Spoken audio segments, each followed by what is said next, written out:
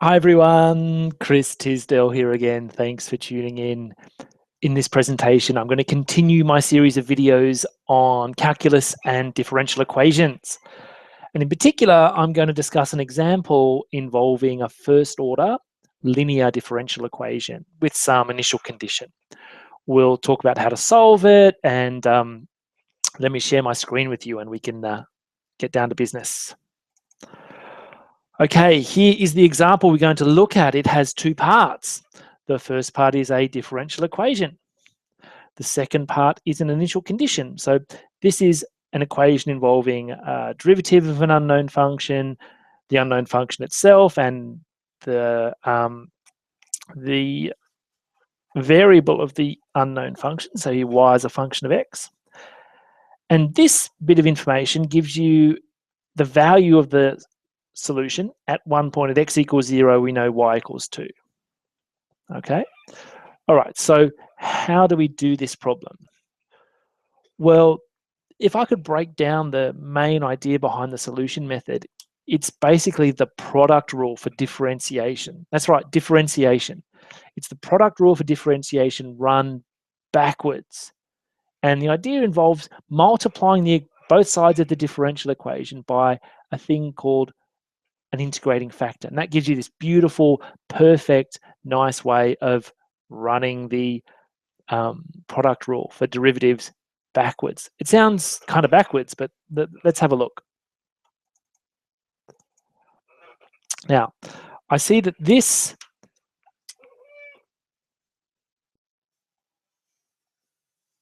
sort of coefficient function plays a very, very important role in the solution method. Okay, so we identify this and we form an integrating factor. I'm going to reduce that to IF. So here, I'm going to call my integrating factor U, and it turns out to be e to the integral of this thing here, this coefficient function.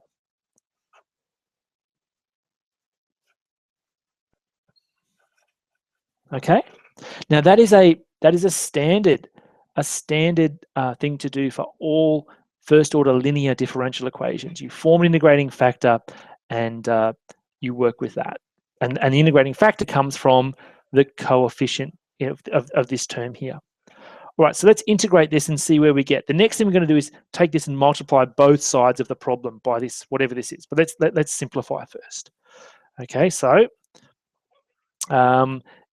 if I integrate, it's going to be something like this. So I've got -2 on this, so it'll be -2 log of this. Now, I don't need to worry about the integrating factor here. If you're really worried about it, you can put it in, but it does not make a difference in the end. Okay, and now what I would like to do is simplify the e and the log. So I want to get rid of that -2, and I can do that in the following way. I can write this, because it's negative, I can write it in the following way. Okay, just using my power or index laws. And then that 2 can come up to the front. So instead of having absolute value here, I can just put x plus 1 all squared, because something squared is always non-negative.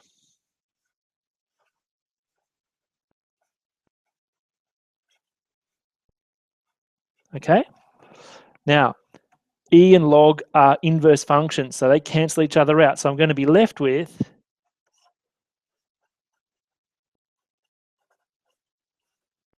this.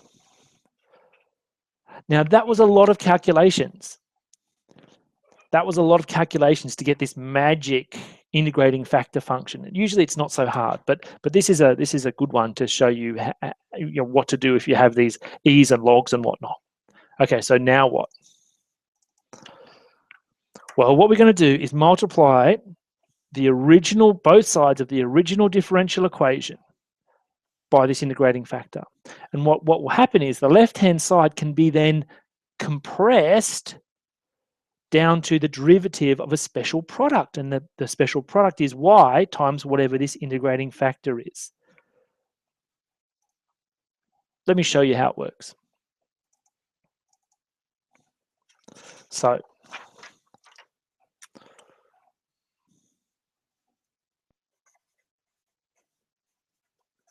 multiply our DE, and so DE stands for differential equations, by U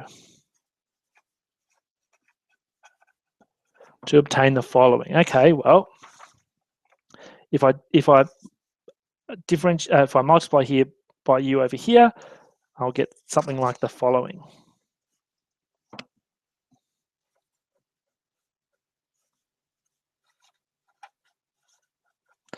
And now if I multiply this there, I'll get -2 on x plus 1 all cubed times y equals 3 on this.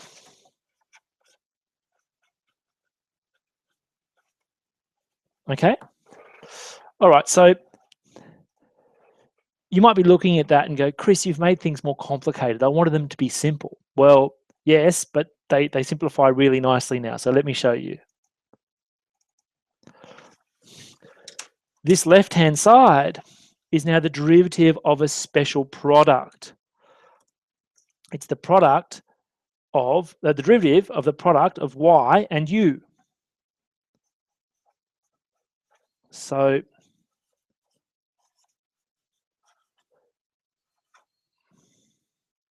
y times 1 on x plus 1 squared.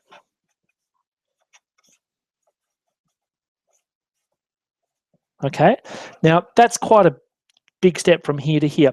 But if you differentiate this using the product rule, you will get this, okay? And that's a general connection that will work for every linear differential equation, provided you've got u, the integrating factor, right? You can make the jump from the previous line to the current line. So now what? You can see what I want is y. If I integrate, I can undo the d dx here, and then I can rearrange to make y the subject. Remember, differential equations, they're like any equation. We're trying to solve them for the unknown thing. In this case, it's a function, y of x.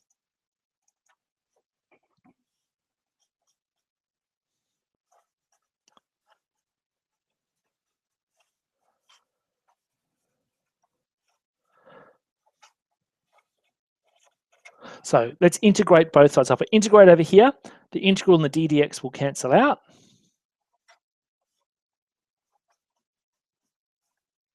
And I'll just be left with that. And then I'm integrating over here. So if I integrate this,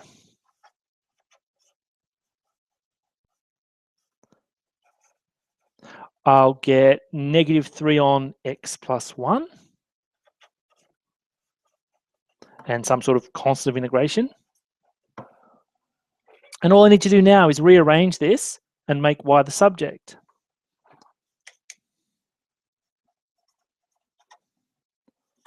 So let's multiply both sides by x plus 1 all squared. So there'll be a bit of cancellation there.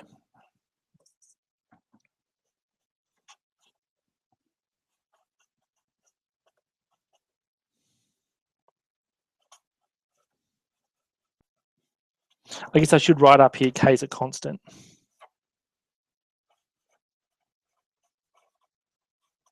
Okay, constant of integration.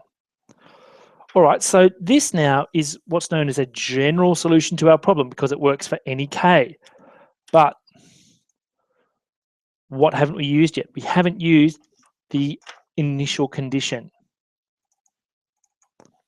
We haven't used this piece of information. We've worked heavily on this, but we haven't worked with this. So to get k, I'm going to use this. I'm going to basically take x equals 0, sub it into both sides of this, and set it equal to 2. All right, and then that should give me my k.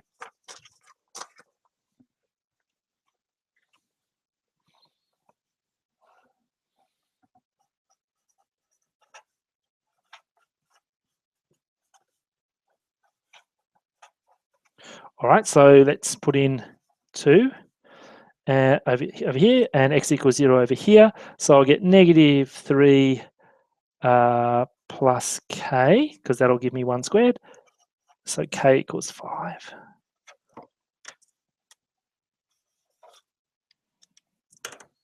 Hence, our solution to our initial value problem is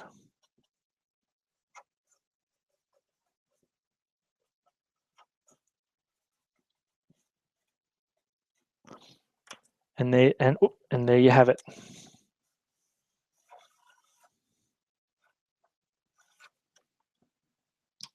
So that is this particular solution to this differential equation and this initial condition. All right, let's just review what we've done. Like I said, these differential equations are, these linear ones, first order ones, are just running the product rule backwards for differentiation. To put it in a special form, look at the coefficient function of x of this, work through and form this integrating factor, e to the integral of whatever this is, and simplify that, then multiply both sides of our dE by our magic function u, compress the left-hand side down to the derivative of a special product, u times y, and then use integration and just rearrange. Now, we got the constant of integration using the initial condition. Okay, now just to, what kinds of problems will this work with?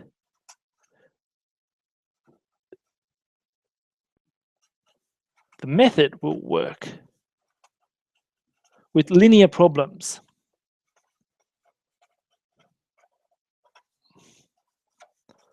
Of the following form. So you have something like dy dx plus p of xy equals q of x. Okay. So in general, in our case, p was -2 on x plus 1 and q was the constant function 3. So this is like a linear first order problem. Okay, what do you think? I'm trying to get better with mobile presentations. That's why the font is huge. If you have any comments, any questions, I always love to get your feedback. Thanks for watching. See you soon. Bye.